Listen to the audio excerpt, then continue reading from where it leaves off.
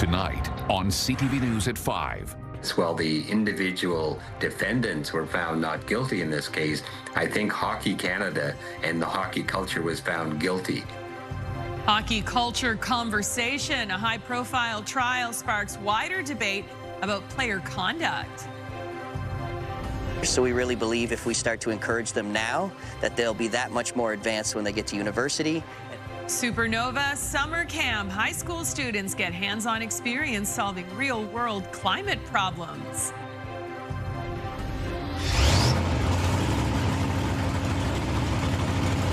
Get your motor running. Monster Jam 2025 is back at Scotia Speed World. And storms before sunshine will end the week with thunder showers across the region. Live from the Maritimes News Center, this is CTV News at 5. Good evening and welcome to CTV News at 5. I'm Maria Penopoulos. Thanks for joining us.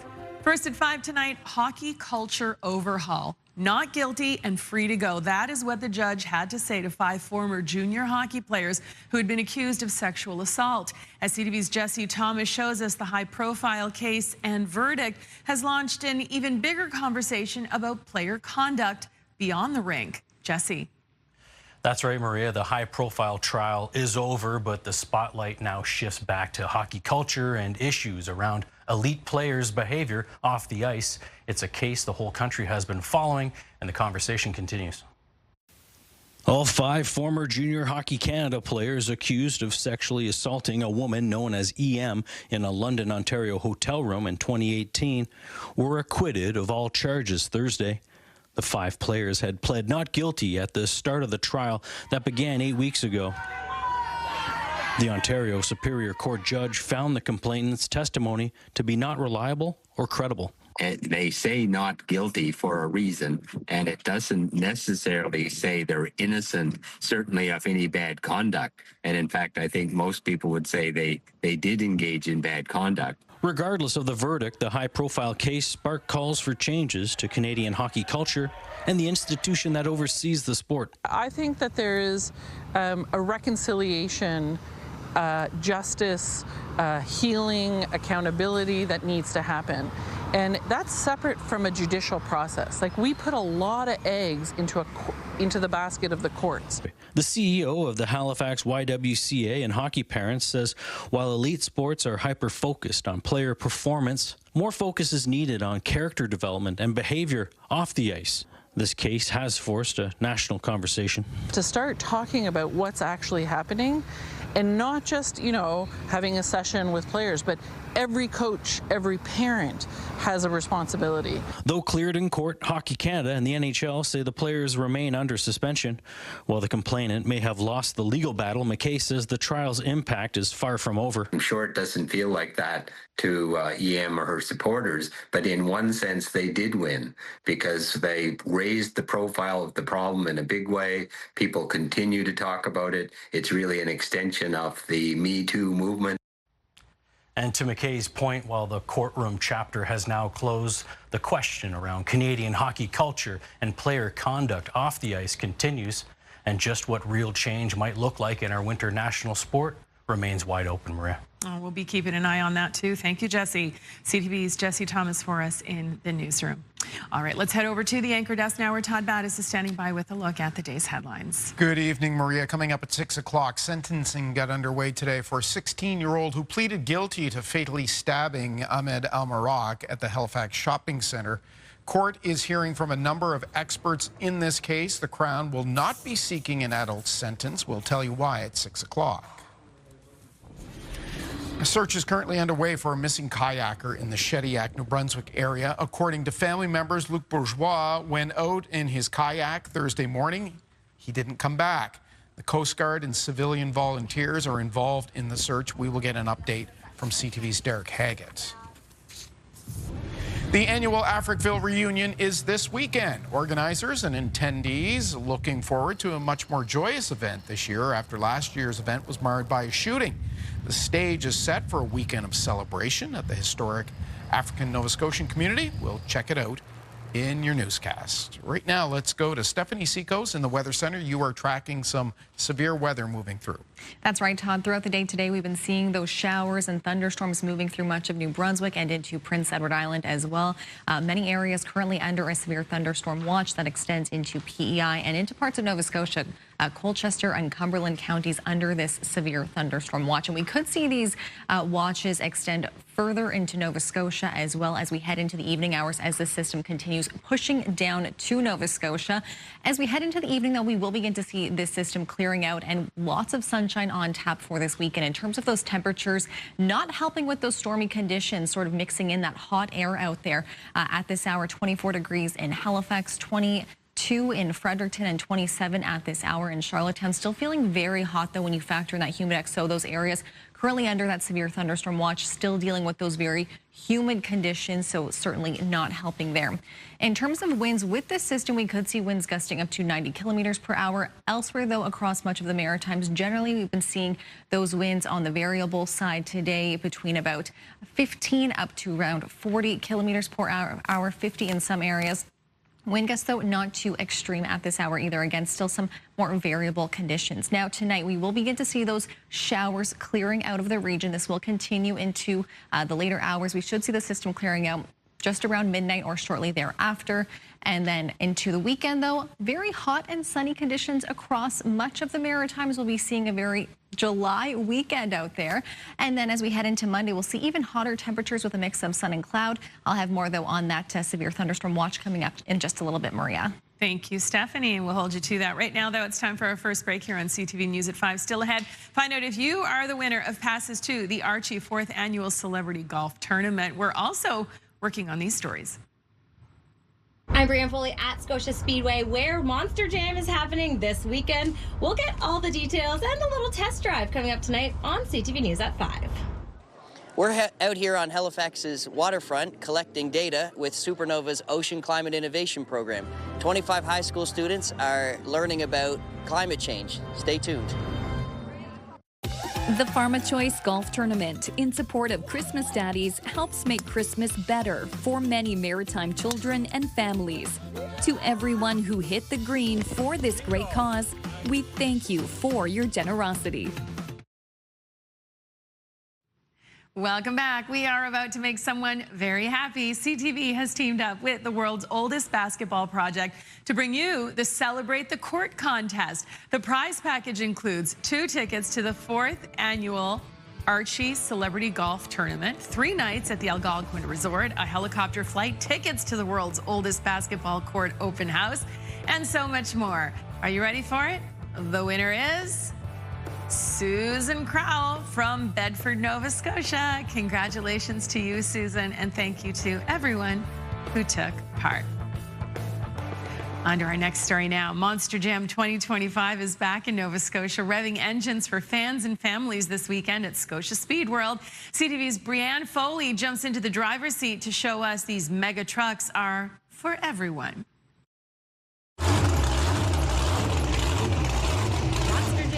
Back in Nova Scotia after a trip to Newfoundland. What we do for a living, very few people are able to do motorsports for a living. We only do about 3 shows for other promoters, and 2 of them are in Canada. Judging this year is the man, the myth, the Gravedigger. I am one of the main creators and pioneers of freestyle monster truck competition. The competitors know what to look for, what I am looking for as a judge. So it makes the competition and the freestyle better. Monster trucks aren't just for boys. I did have to prove myself. I didn't want to look like an idiot and crash into someone or miss a turn, so it was a little more stressful back then. Now I feel like I obviously been competing for 27 years, so I'm ready to beat whoever I can beat. In fact, they really are a family affair. It's about the kids, right? Sometimes the kids bring the parents, sometimes the parents bring the kids, but there's always new fans every year. The kids becoming super fans, holding a die-cast toy of your truck in their hand, seeing you on TV, then coming to a live event to see you out here, and it's bigger than life to them. Fans are the best part of it. We do a pit party a couple hours before each event, and after the event we sign autographs, and it's just cool having little girls come up to you and boys that are like, oh my God, I want to be like you someday or do this someday. And for those competing, It's been a lifetime of thrills. I took a can of spray paint and painted Gravedigger on the door of a truck while I was mouth fighting with one of my best friends, and I've been the Gravedigger ever since. We've made lots of fans, lots of friends, and that's really what keeps us in the business. Running July 25th to 27th at the Speedway in Halifax, families can even get on a truck and feel the turbulence up close and personal. Brianne Foley, CTV News, Halifax. Actually, you saw Brianne behind the wheel there. How cool. You'd be so up high. Yes, I've been in one before years ago, and yeah, it's difficult just to get in them. And then, I mean, we are commenting on just the size of the tires alone. They're literally our height. Like, they are enormous. Enormous. It's so true. It's amazing. Anyway, you can see them tonight through Sunday at Scotia Speed World. How very cool. Are they going to have good weather for that? Tonight, maybe not so much. Early in the evening, you know, if you're going there nice and early, probably. It's just later on we'll start to see those showers coming through much of Nova Scotia. We did see some unsettled conditions, though, moving through the region even at this hour, but it was breezy earlier today along the rocky shoreline at Surrey PEI. Really cool shot here. You can even see the Magdalen Islands ferry in the background. I'll have that full weekend forecast coming up next.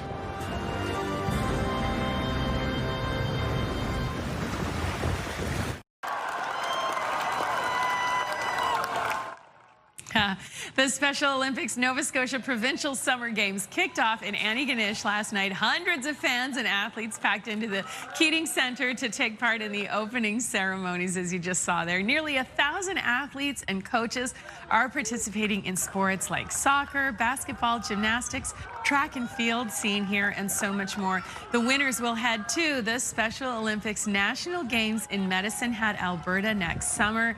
These games continue through Sunday, as we said, in Antigonish. And Stephanie, we're hoping for good games weather this weekend. And they will have good games weather. We are in for plenty of sunshine across all of the Maritimes this weekend, so very clear conditions. It will be a little bit hotter, though, so something to keep in mind. Obviously, drink lots of water if you're out participating. As we take a look at our sunrise and sunset times, though, it was foggy and overcast day seen at Lily Lake in St. John's. Rockwood Park today, we are seeing those showers now developing through St. John's, some thunder and lightning popping up as well there, as we do see this system continuing to push across the region. So it will start to clear out as we head into the evening hours, but many areas still under that severe thunderstorm watch right now. Much of southern and central New Brunswick into parts of northern Nova Scotia for Colchester and Cumberland counties, and all of PEI still under that severe thunderstorm watch. We did have a rainfall warning in effect earlier today for more northern areas of New Brunswick, but that has cleared as the system continues to clear. Even other areas of New Brunswick were also under that severe thunderstorm watch. So we are beginning to see some clearing taking place, and this will continue through the evening hours. With this system, though, we could see 30 millimeters to 50 millimeters of rainfall per hour. So something to just be cautious of if you are in any of the areas under the watch. And those wind gusts as well could be up to 90 kilometers per hour. So could be some damaging conditions. So just something to keep in mind if you are doing any traveling in those areas at this hour. With the system, though, like I said, we will see it clearing out as we head toward the evening hours, and we'll see that system moving into Nova Scotia. It is possible we could see these severe thunderstorm watches extend to other areas just as the system continues to push across. But generally, we're looking at more trace amounts through Nova Scotia as we head into the early hours for Saturday. Very clear across the region. Some lingering showers through around the Ecum-Secum area, even into parts of Cape Breton. That will clear very early on. And then lots of sunshine across the region. We'll be seeing some hot temperatures, very clear even into the day Sunday. We'll see those very clear skies as well. Some cloud cover popping up, though, through parts of southwestern Nova Scotia, but generally very sunny across the region. In terms of lows for tonight, 17 in Halifax, 14 in Fredericton, and 17 tonight in Charlottetown. So a very mild evening out there. For tomorrow, though, northern areas of New Brunswick, very sunny. Those winds on the lighter side from the northwest at 10 kilometers per hour. High in the range of 26 degrees, feeling a little bit hotter when you factor in that humidex. For central and southern areas of New Brunswick, lots of sunshine for tomorrow as well. Highs between about 24 to 27. We could see some cooler conditions, though, the closer you are to the coast. For PEI tomorrow, we'll see lots of sunshine, a little bit on the breezier side. Those winds from the northwest at 20, gusting up to 40. Highs around 22 degrees, so just slightly below seasonal temperatures for tomorrow, but those temperatures will continue climbing as we head through the weekend. For Cape Breton and eastern mainland Nova Scotia, mostly sunny here for tomorrow. Again, a little bit on the breezier side. Those winds from the northwest at 20, gusting up to 40. Temperatures in that range between about 21 up to 27. For central areas of Nova Scotia, tomorrow we'll see lots of sunshine here. Those winds on the lighter side from the northwest at 20 kilometers per hour. Highs between 25 and 28 degrees, feeling into the low 30s with that humidex. And for southwestern areas of Nova Scotia, lots of sunshine for tomorrow as well. Those winds on the lighter side here, highs between about 26 to 28 degrees. So certainly on the hotter side, and we'll see those temperatures continuing to climb into Sunday as well.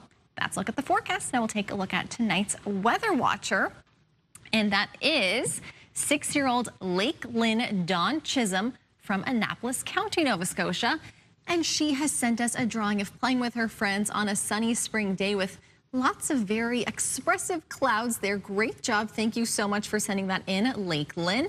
If you'd like to be one of our weather watchers, you can send your weather-related drawing by mail, or you can always email them to kaylin.mitchell@bellmedia.ca. Maria.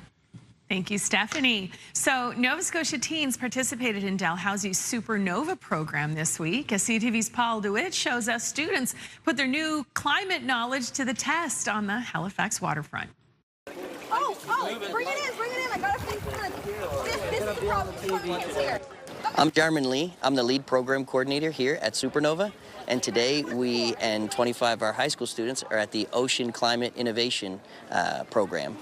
And we started this program to get young adults, high school students, excited and interested in the climate and how the ocean relates to that.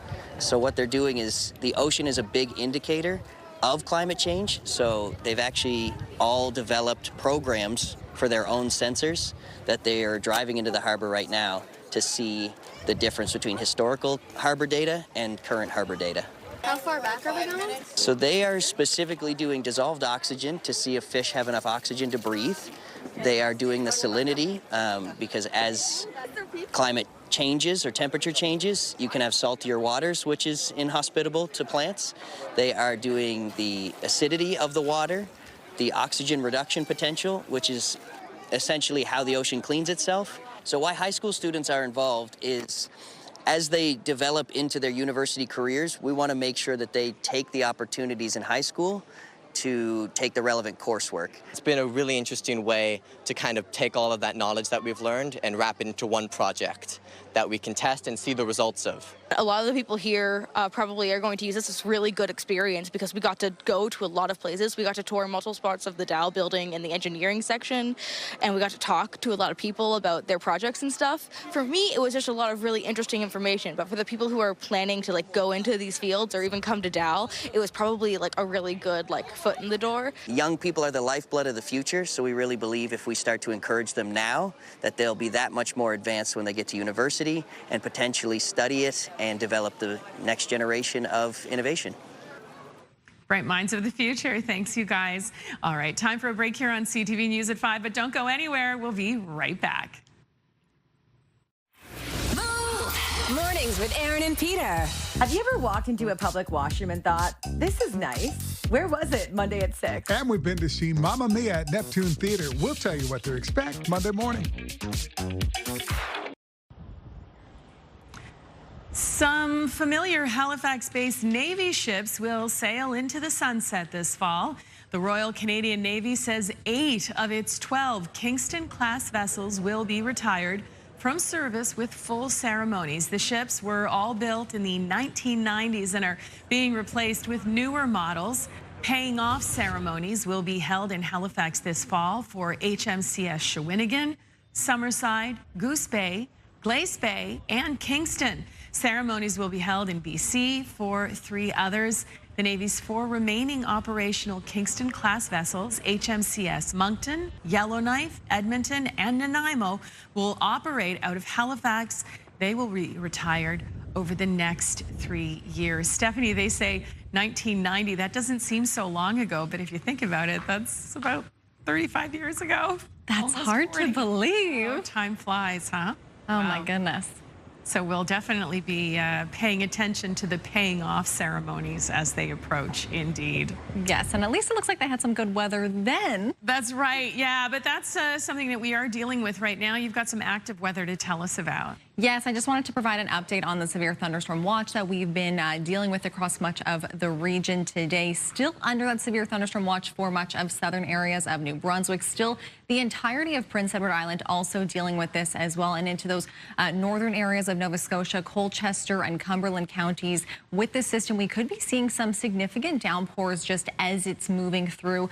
Some areas could see between 30 to 50 millimeters per hour of rainfall. That's not the total rainfall amount, that is per hour as the system is moving through. Generally, though, we will be seeing more trace amounts through much of Nova Scotia as the system does continue moving through.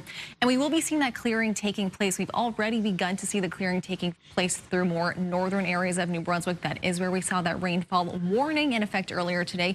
There was a brief time that the Kent County area also was under a severe thunderstorm warning.